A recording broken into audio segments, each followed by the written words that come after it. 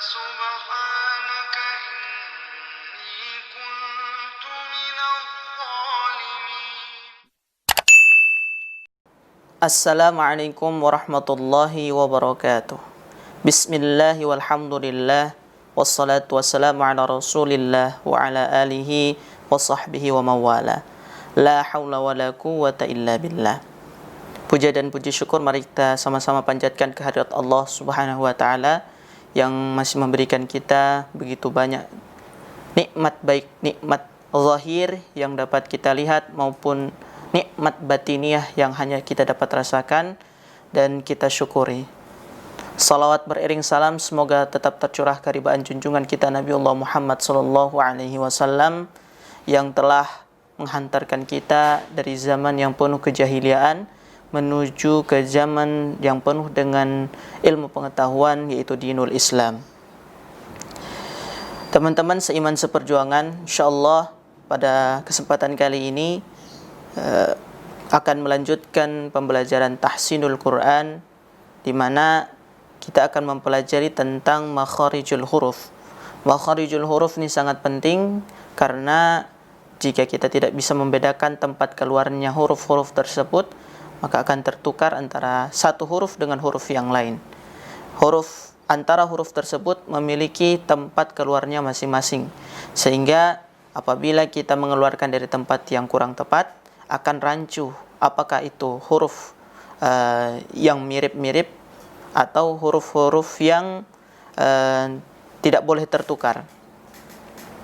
Baiklah, makharijul huruf pada dasarnya ada 5 bagian, yaitu pertama disebut dengan al-jawf atau rongga mulut dan tenggorokan. Dan yang kedua ada yang disebut dengan al-halq atau kita kenal dengan rongga tenggorokan. Yang ketiga al-lisan atau lisan, lidah. Yang keempat asy-syafatan atau 2 bibir. Dan yang kelima disebut dengan al-khalq atau yang disebut al-khayshum atau rongga hidung. Jadi ada 5 tempat ini yang menjadi tempat-tempat keluarnya huruf-huruf hijaiyah yang menyusun kalimat-kalimat dalam Al-Quran. Baik, kita akan coba lihat satu persatu tempat keluar huruf tersebut. Yang pertama yaitu yaitu al-jawf, rongga tenggorokan dan rongga mulut. Nah, rongga tenggorokan dan rongga mulut ini akan berfungsi ketika bertemu dengan huruf-huruf yang bertanda atau bertemu dengan mat, ya, atau tanda panjang. Misalnya huruf fathah, huruf yang berharokat fathah bertemu dengan alif. Kemudian huruf yang berharokat kasrah bertemu dengan ya, dan huruf yang berharokat dhammah bertemu dengan waw. Jadi a, i, dan u. Nah, itu merupakan bunyi atau semua huruf yang akan menyentuh dari al-jawf atau rongga mulut dan rongga tenggorokan. Kemudian yang kedua yaitu al-halq atau kita kenal dengan rongga tenggorokan. Nah, ada beberapa huruf yang terletak di rongga tenggorokan, yaitu yang pertama dari pangkal tenggorokan. Jadi tenggorokan dibagi atas 3 tempat. Pertama ada pangkal tenggorokan, kemudian ada bagian tengah tenggorokan, kemudian yang ketiga yaitu adalah bagian atas dari tenggorokan. Jadi ada 3 tempat yang menjadi bagian-bagian dari tenggorokan. Apa saja itu huruf yang keluar dari bagian-bagian tersebut? Yang pertama dari pangkal tenggorokan yaitu huruf alif atau huruf hamzah, ya, yang kita sebut dengan hamzah. Misalnya huruf ha dan hamzah, ya, kita sebut hamzah. Kenapa? Karena berbeda antara alif dengan hamzah. Jadi alif itu ketika dia tidak berharokat. Nah, akan tetapi jika dia sudah berharokat, biasanya dia sudah ditumpangi oleh hamzah. Jadi hamzah itu menumpangi 3 huruf. Bisa menumpangi 3 huruf. Yang pertama yaitu huruf alif, yang kedua yaitu huruf ya, dan yang ketiga yaitu huruf waw. Nah, ketika alif sudah berharokat, biasanya dia telah ditumpangi oleh huruf hamzah. Makanya dalam kesempatan kali ini pangkal tenggorokan itu dua huruf yang keluar dari sana, yaitu huruf ha dan huruf alif, huruf hamzah, ya. Ha, a, ha, a. Nah, pengucapannya tidak boleh menutup mulut, jadi harus dibuka, meskipun tidak lebar-lebar, tapi harus dibuka, karena ketika kita menutup mulut kita, bunyinya akan menjadi ya. Jadi harus dibuka. A. Nah, ha. Ketika tutup atau kurang bukaan mulut kita akan bunyi he.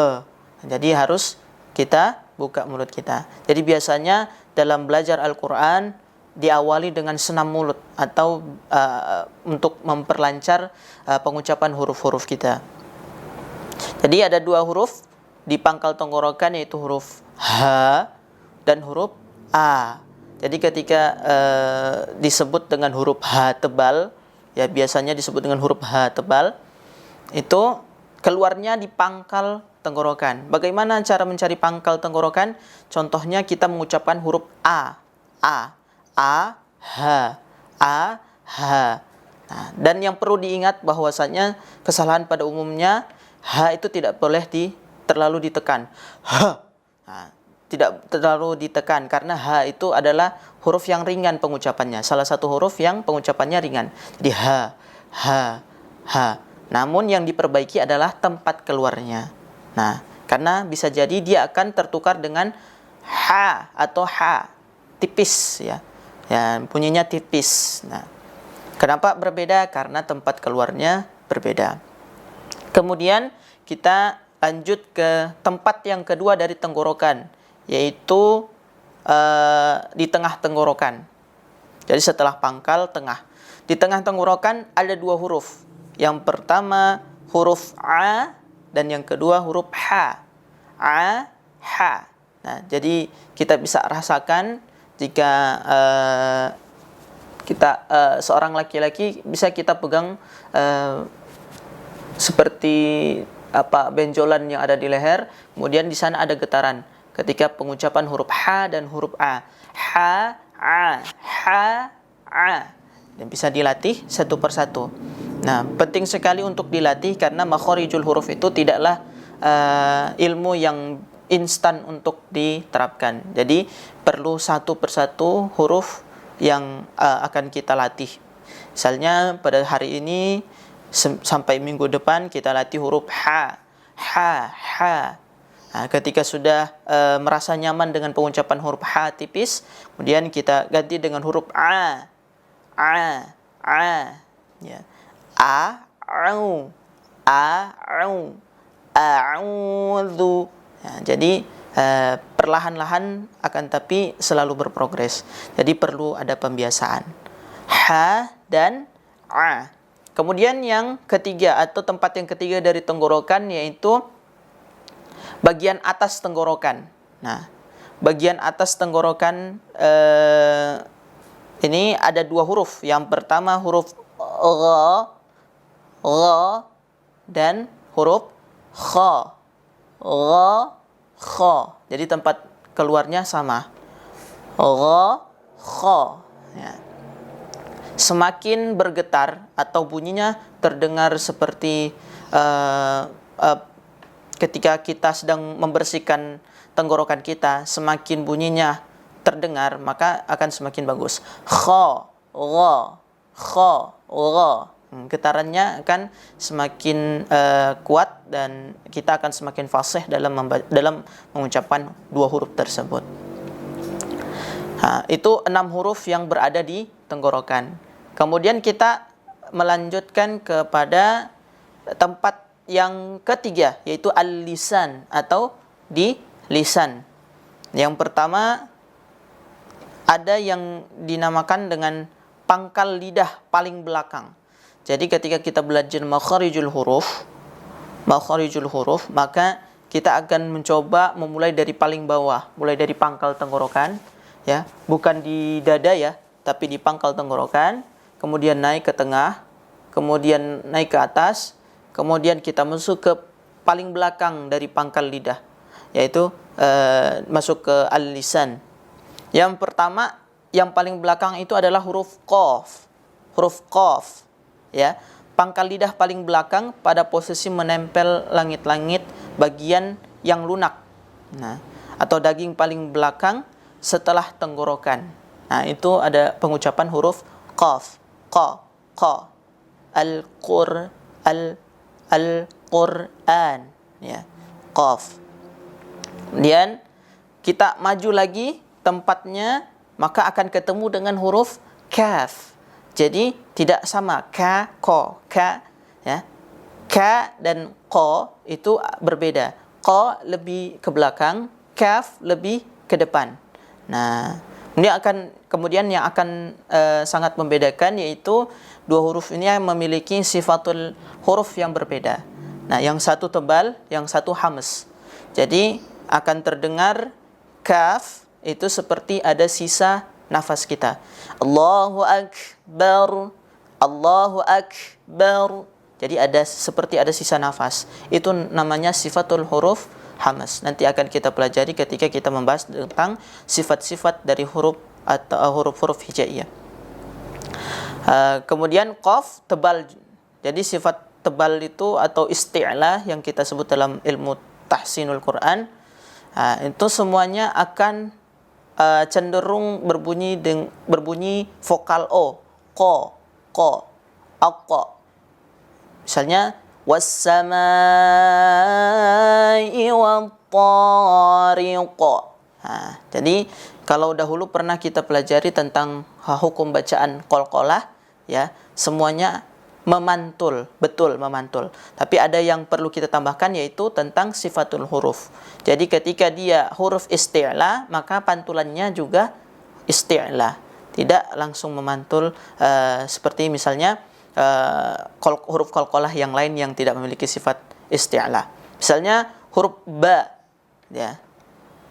Tabbat yada abi lahabin wa tab. Ya. Pantulannya yaitu bunyinya b. Tabbat yada abi lahabin wa tab. Ya. Kalau yang huruf qaf harus dibedakan. Was-samaa'i wat-tariq. Ya. Jadi bukan ke. Nah, kenapa? Karena dia memiliki sifat yang tebal. Nah, itu pentingnya kita akan lanjut ke sifatul huruf. Kemudian kita lanjutkan makharijul huruf, yaitu lidah bagian tengah pada posisi langit-langit bagian atas. Ada 3 huruf yang keluar dari lidah bagian tengah yang akan bertemu dengan langit-langit bagian atas, yaitu yang pertama huruf jim, huruf shin, dan huruf ya. Jim, shin, ya. Ya, sekali lagi jim, bukan jim. Nah, ketika kita pengucapannya jim, maka dia akan tempat keluarnya akan berbeda. Kenapa? Karena dia menyisahkan huruf, menyisahkan nafas. Ya, menyisahkan nafas. Jadi jim itu bukan huruf yang memiliki sifat atau menyisahkan nafas. Jadi jim, ja. Ya, a'udzu billahi minasyaitonir rajim. Ya, ja. Ya, jadi perlu kita pahami bahwasanya ja itu tempat keluarnya ada di tengah lidah bertemu dengan langit-langit atas. Ja bertemu dengan langit-langit atas. Ya tidak sampai bertemu, tapi tempatnya adalah langit-langit atas mulut kita dengan pertengahan lidah kita. Ya. Kemudian sya. Nah, sya atau shin ini kita memenuhi mulut. Jadi angin yang dikeluarkan memenuhi mulut sehingga bunyinya seperti sya. Tapi tempat keluarnya ada di tengah. Kemudian lanjut ke salah satu tepi lidah atau kedua-duanya pada posisi geraham. Nah, ini adalah satu huruf yang cukup sulit untuk kita pelajari karena perlu pembiasaan yang lama, yaitu huruf bo. Nah, huruf bo, ya, boleh kita menggunakan tepih lidah yang bagian kiri atau tepih lidah bagian kanan. Kita tempelkan kepada gigi yang biasanya kita pakai untuk mengunyah makanan atau gigi geraham. Bo, wala dhalin. Jadi bo. Kemudian kita maju ke depan lagi, yaitu ujung dua tepi lidah sampai pada akhir ujung lidah menempel pada gusi dari gigi-gigi bagian atas yang berhadapan pada dua gigi geraham pertama, dua gigi taring, dua gigi seri samping, dan dua gigi seri, yaitu huruf lam, la. Nah, ini semakin ke ujung atau semakin ke depan, itu kita akan bertemu dengan huruf lam. Jadi pada al-lisan ini terdapat sekitar 9 atau 10 tempat yang akan kita pelajari.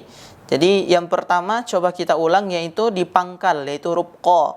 Maju ke depan ketemu dengan huruf kaf. Maju lagi ke depan ketemu dengan huruf ja, sya, ya. Kemudian maju lagi ke depan atau di tepi lidah kita ketemu dengan huruf ba. Maju lagi ke depan akan ketemu dengan huruf la. Nah, ketika pengucapan la itu biasanya lidah akan bertemu dengan gigi seri kita, ya. Kemudian selanjutnya yaitu ujung lidah pada posisi gusi, dua gigi seri atas di bawah sedikit setelah lam, ya. Setelah la maju lagi sedikit, yaitu na. Jadi semakin ke depan, semakin mendekati bibir, huruf yang akan kita temukan yaitu nun atau na. Nun, ya. Nah, kalau ke belakang sedikit akan ketemu dengan la. Maju nan, nun, ya. Na, la, na. Jadi tempatnya tidak sama. Kemudian maju lagi ke depan, kita akan ketemu dengan awal punggung ujung lidah pada posisi gusi dua gigi seri atas, yaitu huruf ra. Jadi pengucapan ra bukan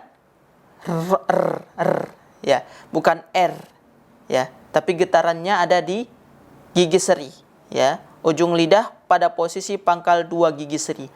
Ra. Dan pengucapannya sebisa mungkin tidak lebih dari 3 getaran. Huruf ra tidak lebih dari 3 getaran. Nah, kita akan lanjutkan pada kesempatan selanjutnya.